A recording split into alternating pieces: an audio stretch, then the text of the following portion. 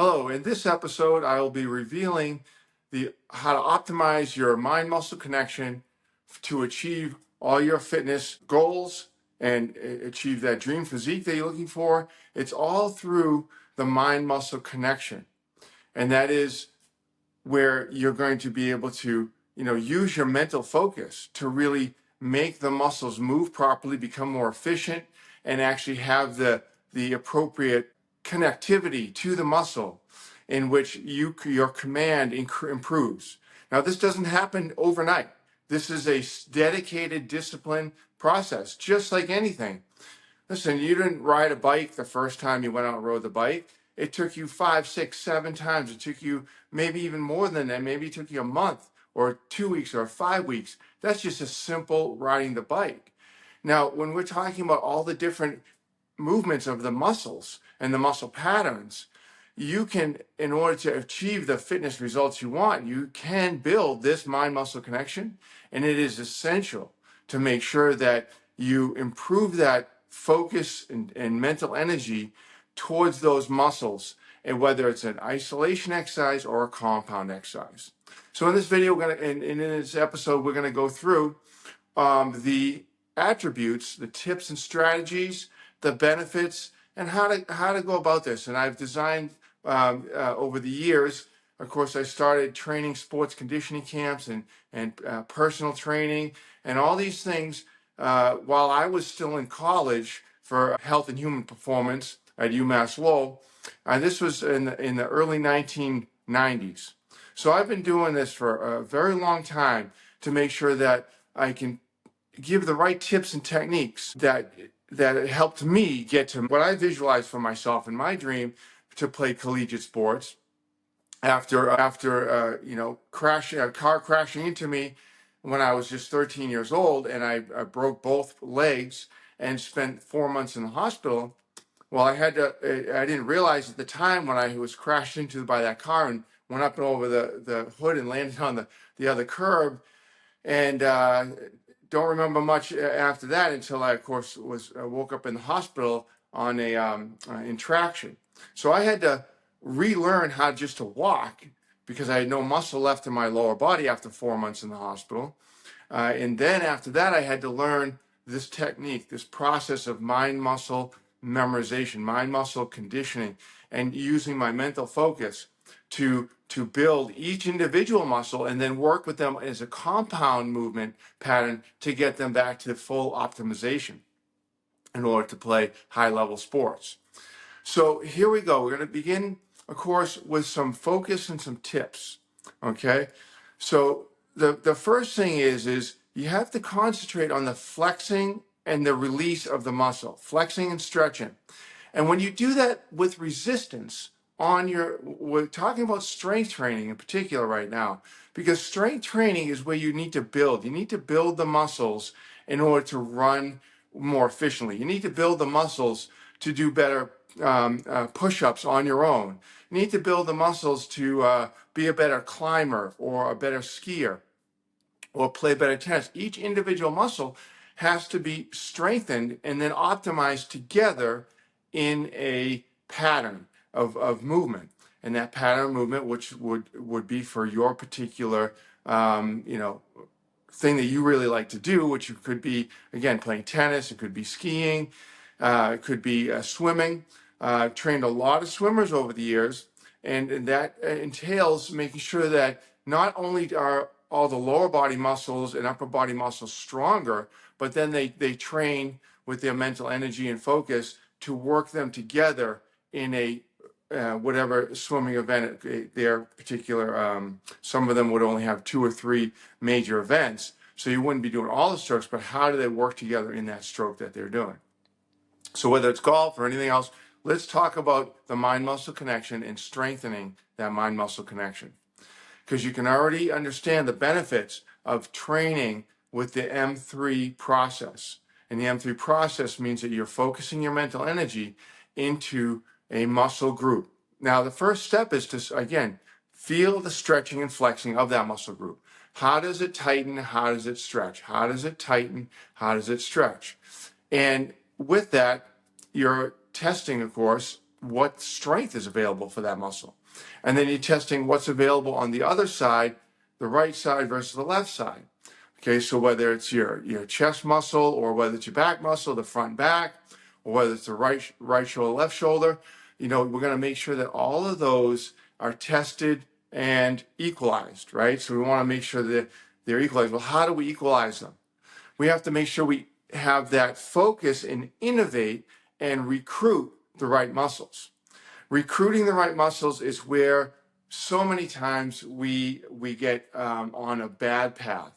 And you may have tried to strengthen, you may have gone, and I'm going to give you the inappropriate ways. Sometimes we're trying to recruit, say, our pectoral muscles across the front, but we keep using the triceps more to extend the arm, or we keep using the shoulders too much to flex the shoulders and not recruit the pectoral muscle across the front of the chest and the shoulder, so that the front of the rib cage does everything together.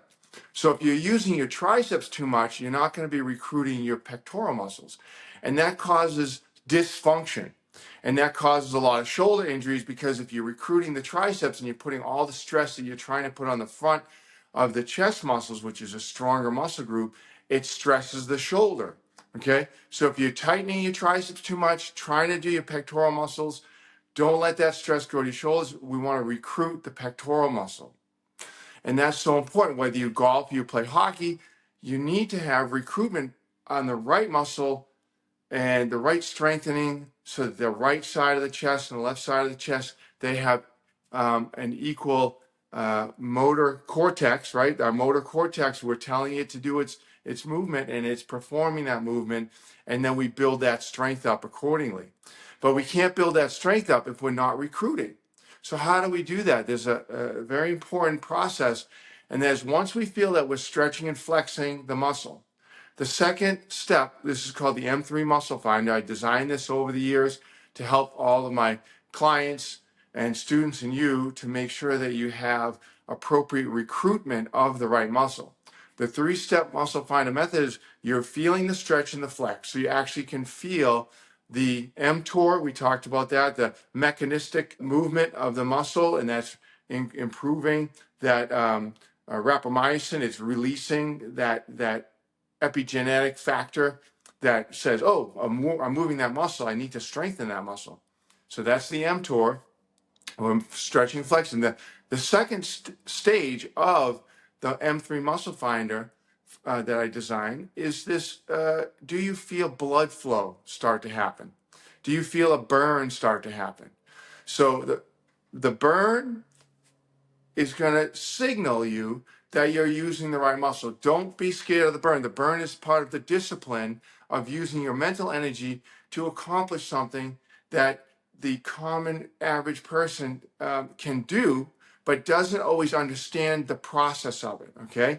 Everybody can do this, no matter who you are. When you start to feel a burn, you don't want to say, I'm going to redirect my focus away from that. I'm not. No, you focus into that effort, and you make sure you tighten that muscle and you burn the muscle enough that you stimulate this mTOR to release, and you stimulate the blood flow to go to that muscle. When we get more blood flow to the muscle we're directing our mental energy towards and our focus on, then we know what that burn is going to produce greater blood flow. So are we getting the blood flow? So step 1, feel the muscle stretch and flex. Step 2, do we feel the burn over? And again, this is a discipline thing. You're not going to feel the burn on every muscle the same, because you haven't developed the strength and capacity in that muscle the same yet. But you will, with the discipline, with the focus that you're going to require for this and that you can do for this, okay? Once you start feeling the burn and you start feeling the blood flow, now you can now understand this is your process to begin strengthening the muscle, to build up more mitochondria. We call mitochondria the energy packs in the muscle. So you want to volumize that muscle with more mitochondria developed and initiated inside that. Our muscles, in the science of it, have mitochondria, energy packs in them. Each muscle fiber does, but we can build up more of them and go from maybe only being able to handle a certain amount of distance or a certain amount of speed at a certain distance, we can build up greater distance and greater speed at that distance, right? This is a training effect. And that happens from the development of these energy packs inside the muscle. So you might only be able to burn, 1,500 calories your first 6 months or year of working out. But after you begin training longer and you focus on your mental energy, you stay disciplined, you stay on target with your training routine, with feeling that you're getting this accomplished. Now you can start to burn 2,300 calories on that effort. Now you can start burning 3,100 calories on that effort. You can go 3 hours. You can, maybe you're hiking, you can only hike for so long on such an incline for a certain amount of time, 40, 50 minutes. And again, that's 700 calories. It's great. But as you get stronger muscles, higher levels of mitochondria into those muscles, your strengthening happens, your muscle movement patterns are better because your hamstrings and calves and thighs and glutes are all now stronger, and you've applied the discipline to improve the strength of those from the M3 muscle finder. Now it goes ahead and you can now build greater capacity in those muscles. So now you can go for an hour and 15 minutes at a greater incline, and now you're burning 1,100 calories. I've worn equipment where it tracks how long you hike for, how many calories you burn, and if you can hike for 2.5, 3 hours, guess how many calories you burn? Well, 700 times 3, that's 2,100 calories. You can, over the course of a hike on a good climb on a weekend, you can burn 2,100 calories because your muscles are conditioned for it, and you get done and you feel good. Because you don't want to go so far on any of your workouts, whether it's strength training or hiking or cardiovascular, that you cannot even move the next day, that you can't do anything. We want to have progression. So that's the biggest takeaway from today, is that the discipline we're talking about, the Miles Beccia M3 muscle finder method, and all of these things need progression. Please understand, anybody can do this. Does not take some superordinary person. In fact, so many of us know that just a common person goes out and does extraordinary things. They just maintain their mental focus on that task and on that achievement. And that takes progression. That takes time, patience. Okay? So focus on these things as you are going to work through this progression. You're going to work through development of the flexing and stretching of this target area, the burn in the target area, the development and feeling of the circulation, the blood flow to that target area. And that takes focus. And that's why we like you to focus on making sure you're doing, averaging about 10 to 12 reps. We're putting in about 12 reps. And the 12 repetitions you do with that 4 sets. So it's about just over a minute with 30 seconds rest in between, 4 times. That's 48 repetitions. And you perform that for your push-up movement or your chest movement. If you want to use a piece of equipment that's lighter than your body weight, then you go ahead and do that piece of equipment. You use a lighter weight for a kettlebell or dumbbell, and you perform that over and over and over again. And you maintain that you're feeling the muscles flexing, stretching, you're feeling a burn, you're feeling the blood flow to that area. And do that over time, and you will attain what you visualized happening within your body. The Miles Beccia Victory Playbook specifically targets that visualization, is the V. Okay? Implementation of the specific strategies is the part of the victory. The first things are visualizing, seeing where you're going to go, being disciplined to make sure you stay there long enough, and then implementing the strategies of what we're talking about right here. Strengthening, developing better muscle control, doing your cardiovascular training, improving the function and movement patterns of those muscles, going a little bit faster, going a little bit further, increasing the intensity over time. It's called progression. your bodies adapt. Okay. So, as your host, Miles Beccia, I also went through all these things, as I said, and when I found out the mind muscle connection, and I was able to tap into my mental focus to make sure that I could improve all of the muscles of the lower body, and then to where I could then run again. Never mind just walking and get out of the wheelchair, but run again. And then I applied that to the strengthening of the abdominals, to the strengthening of the shoulders, the arms, the back muscles. I applied the same mental focus to making sure I had all of those muscles appropriately strengthened, conditioned, and then I was able to achieve what I visualized, which was to once again play competitive sports, in which I did all the way in through at UMass Lowell Riverhawks with track and field, indoor and outdoor track and field, and football.